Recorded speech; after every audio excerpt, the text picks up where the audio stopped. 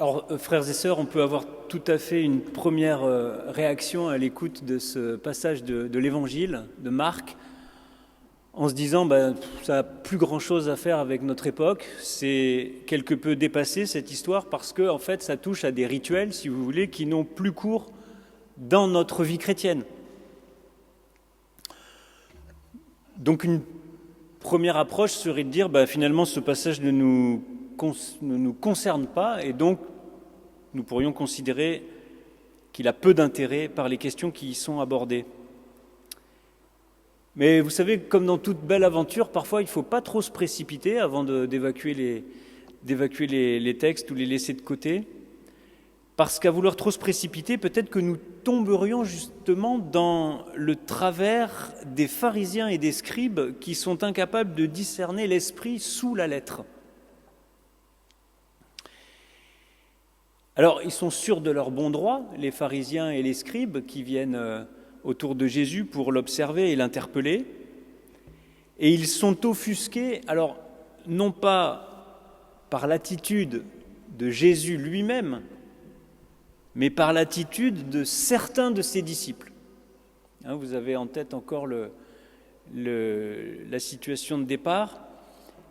Certains de ses disciples ne se sont pas lavé les mains avant de toucher le pain pour le repas.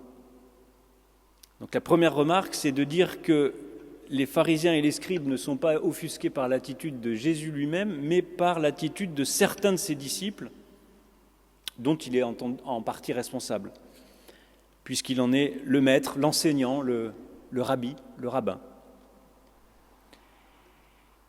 Et cela, je vous le disais, à propos du non-respect des prescriptions religieuses rituelles, de la tradition qui concerne les rites de purification avant les repas. Et donc au verset 5, cette interpellation des pharisiens et de quelques scribes, « Pourquoi, disent-ils à Jésus, pourquoi tes disciples ne se conduisent-ils pas conformément à la tradition des anciens ?» Ou dans la traduction que nous avons entendue, « Pourquoi tes disciples ne marche-t-il pas selon la tradition des anciens ?» Il y a donc comme point de départ de cette situation la non-observance d'une règle devenue tradition véridique et inaliénable établie par rapport à la Torah. Torah qui signifie loi, prescription, observance, mais qui a aussi cette notion de cheminement et de parcours. Alors pour bien comprendre les raisons de ce développement, les exégètes ont réfléchi, ont tenté de retrouver une parole authentique de Jésus, ce qu'on appelle un logion. Parfois il y a cette recherche-là. Et les exégètes le discernent, cette supposée parole authentique de Jésus au verset 15, donc toujours dans l'évangile de Marc au chapitre 7. Au verset 15 de notre récit, il est dit « Il n'y a rien d'extérieur à l'homme qui puisse le rendre impur en pénétrant en lui, mais ce qui sort de l'homme, voilà ce qui rend l'homme impur. » Et ça, selon les exégètes, ça serait le logion, effectivement, de Jésus, qui serait un petit peu la clé pour faire le lien entre l'exposé des motifs au verset 1 et 2 et la suite.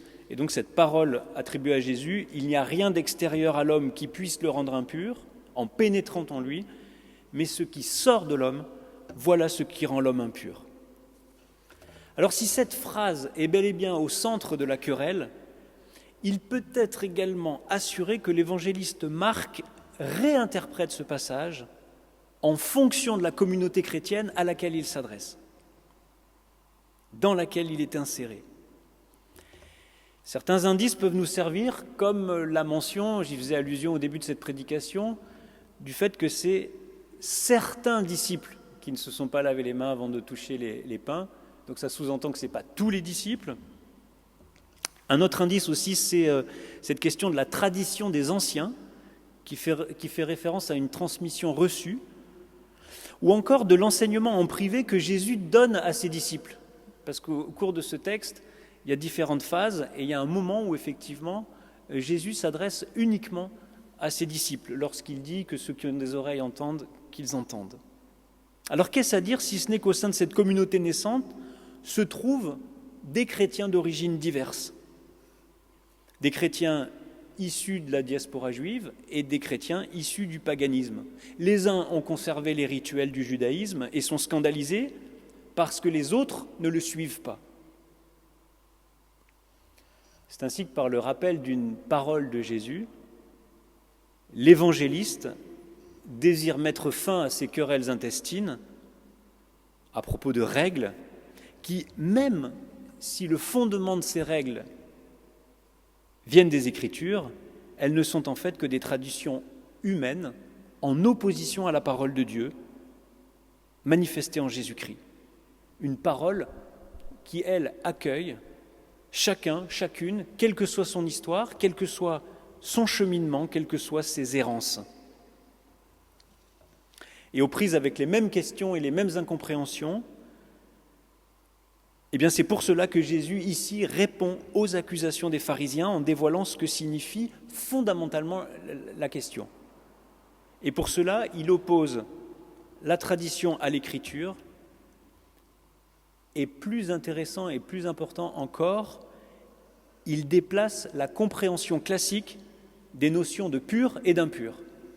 Et c'est là-dessus que j'aimerais attirer votre attention ce matin, sur cette compréhension classique des notions de pur et d'impur qui sont revisitées, qui sont, évangélisées par Jésus dans le récit de Marc. Donc scandale pour les pharisiens, par la pratique non conforme de certains de ses disciples, puis par sa parole, la parole de Jésus qui ose s'opposer à la loi. Et Jésus est lui-même scandalisé par l'indifférence des religieux à la véritable impureté, c'est-à-dire celle qui sort de l'homme. Non pas la peur d'être contaminé par l'extérieur, mais la véritable impureté, celle qui sort de l'homme. Et c'est d'abord à l'hypocrisie de ses adversaires que s'attaque Jésus en dénonçant une mainmise odieuse à ses yeux de la part du corps religieux qui désire garder la haute main sur les mœurs des gens, conserver un pouvoir et des privilèges sous couvert de sainteté et d'humilité. Ne nous y méprenons pas, ce n'est pas tant la tradition juive qui est en cause, mais bien la tradition humaine. Car ce n'est plus seulement le commandement de Dieu, mais la parole de Dieu qui est annulée par les agissements des pharisiens. Au verset 13, nous lisons « Vous annulez ainsi la parole de Dieu par votre tradition que vous vous êtes donnée. » Et alors, en s'attaquant ainsi au pouvoir de ces puissants, Jésus manifeste son autorité et s'inscrit dans la lignée des prophètes, tels que le prophète Osée, par exemple, dénonçant les abus du pouvoir religieux. L'exemple pris par Jésus est assez révélateur. Il prend un exemple, celui du korban ou du korban, je ne sais pas bien comment on prononce. Autrement dit, ça signifie des vœux pris envers Dieu dont une des multiples attitudes était le don au temple, l'offrande. La sainteté de Dieu étant plus importante que le bien des hommes, le commandement d'Exode 20, « Honore ton père et ta mère », doit céder le pas devant celui de Nombre 30, lorsqu'un homme aura fait un vœu au Seigneur ou aura pris sous serment un engagement pour lui-même, il ne violera pas sa parole. Et Jésus dénonce cette conception du service divin mis en opposition au service des humains. Servir Dieu contre l'homme est absurde. Car si je peux être amené à choisir entre Dieu et moi, ce n'est plus le cas entre Dieu et mon prochain, car l'amour de Dieu est intimement lié à celui que je dois porter à l'autre. Ainsi, vous l'entendez, c'est toute la question de la tradition, ou plutôt celle de l'interprétation des Écritures, qui est posée ici. Jésus reproche aux pharisiens de vouloir conserver coûte que coûte le monopole de l'interprétation afin de poursuivre leur domination spirituelle. Dénonciation toujours actuelle lorsque des hommes ou des groupes, au nom de la sainteté de Dieu, édictent des principes qui outrepassent le fondement de l'alliance, distordent l'essence du message évangélique, c'est-à-dire l'amour fraternel, pour des raisons inavouables, que ce soit les intérêts personnels ou finalement peut-être l'amour de soi. Nous devons, frères et sœurs, nous en remettre aussi à l'Esprit de Dieu, afin de ne pas nous enfermer dans une compréhension qui nous éloignerait de Dieu. Nous avons du coup, et c'est cela qui est intéressant et mobilisateur, à être re-questionnés dans nos traditions bien protestantes, par exemple sur la place de la loi et de la grâce. Est-ce que nous sommes témoins d'une parole ou est-ce que nous sommes maîtres de la parole ? C'est ainsi que la phrase centrale de Jésus sur le pur et l'impur prend tout son sens. Vous vous souvenez, il n'y a rien d'extérieur à l'homme qui puisse le rendre impur en pénétrant en lui, mais ce qui sort de l'homme, voilà ce qui le rend impur. Alors comprendre cette phrase, c'est accepter d'être déplacé dans ses relations et dans ses jugements des autres. Puisque Jésus s'est justement mis en communion avec les exclus. Jésus s'est justement mis en communion avec les impurs de son temps, afin de témoigner d'une parole qui ne condamne pas, mais qui gracie.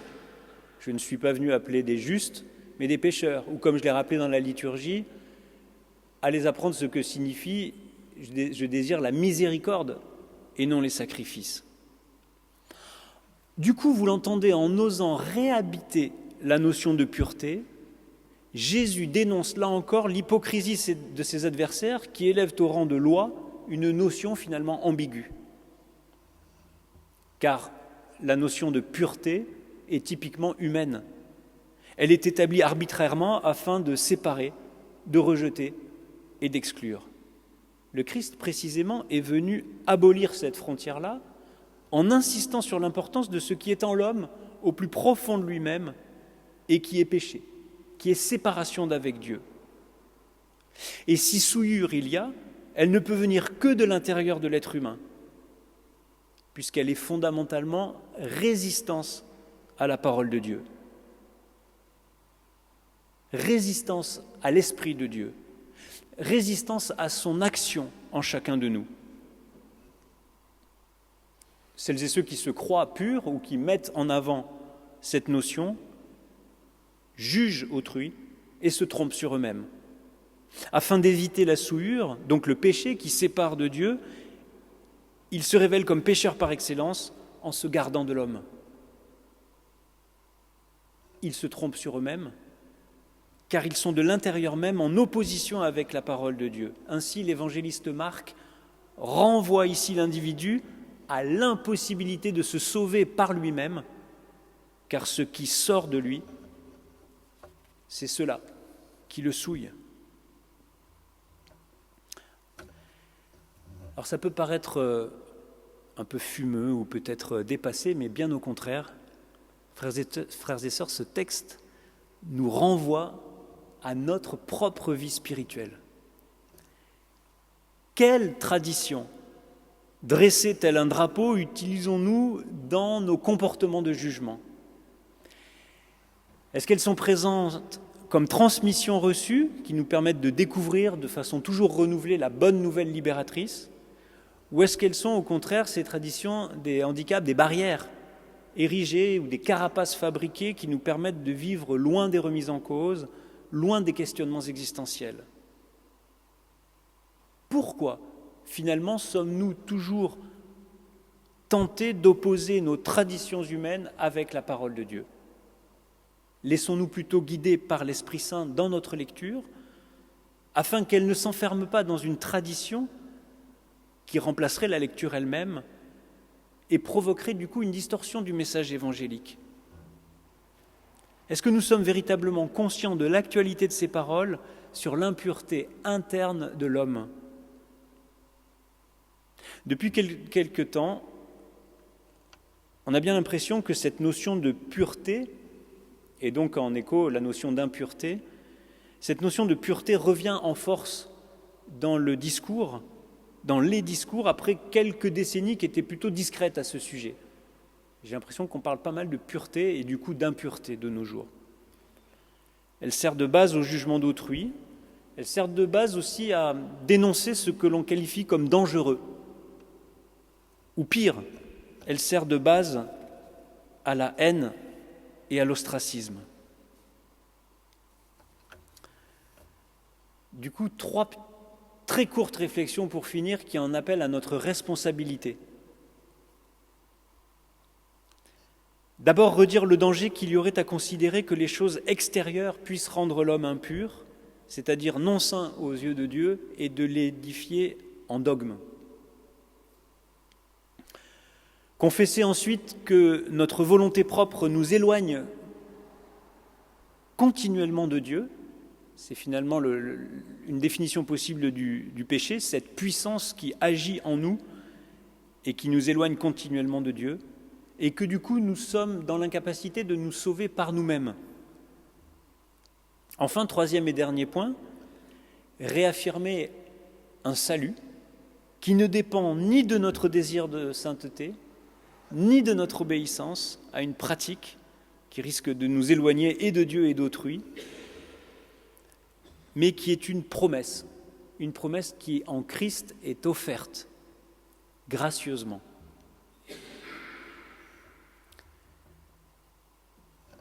Redire le danger qu'il y aurait à considérer que les choses extérieures puissent rendre l'homme impur.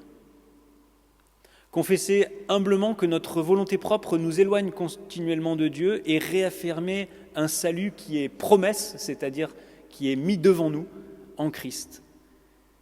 Nous pouvons peut-être alors à ce moment-là rejoindre la prière du psalmiste « Ô Dieu, crée en moi un cœur pur » et le psalmiste poursuit, vous le retrouverez au psaume 51, « Ô Dieu, crée en moi un cœur pur, renouvelle en moi un esprit bien disposé. » Amen.